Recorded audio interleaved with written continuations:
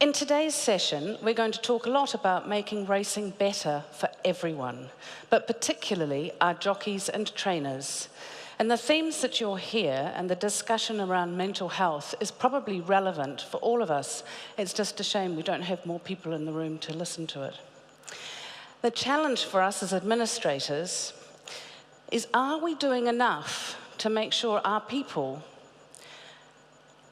are safe? And are we doing enough to ensure that the young people who are looked after while they're racing and supported to think about what does tomorrow look like? By the end of this session, I hope you will have got some very practical tools that your clubs and administrations can think about implementing. While jockeys may be self-employed, without them, we have no sport. And while it's very important that we have so much discussion and profile around animal welfare, we have to think more about the people welfare. And that's a key aspect of keeping our sport attractive as a place to work. So to get you in the mood as to why this is so important, here's a snapshot of some research. 50% of jockeys meet the criteria for depression. Jockeys suffer depression at a much higher rate than their non-jockey peers. The level of athleticism jockeys possess is often unknown to them. What really surprised me, and Michelle, you might know this more than any of us, is that jockeys can experience a heart rate peak above 90% of their usual heart rate.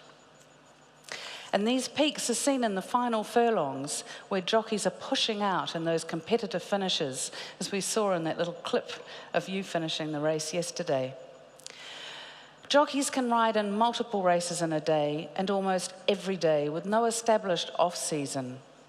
And of the 7 or 8 races every day, there could be 7 or 8 different winners, but of course, there's a lot more disappointed people.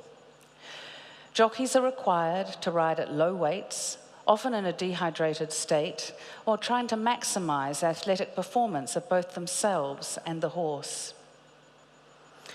And unlike sports people, even those at the top of their game, jockeys lose more than they win. Imagine being an athlete with limited days off, continually watching what you eat and drink, losing more than you win, being utterly physically exhausted and emotionally worn out. You're not really part of a team, and there's not much that you control. Much of your life, your rides, your sports days and opportunities. You cop a lot of social media abuse when punters lose money. You're often isolated, and as Michelle has explained to us, you have many long days spent traveling. It's the only job, I hadn't thought of this until you said it last night, where you're followed by an ambulance. If we care about racing, then it is all our responsibility to look more closely at what can we do to improve the conditions of our people. Next up, David's going to interview our 2 jockeys, Anthony Delpeche and Michelle Payne. Then we've got Graham Bailey, headmaster of the South African Jockey Academy, speaking about how they develop a jockey's potential. And I'm sure we're going to learn a lot of very practical tips.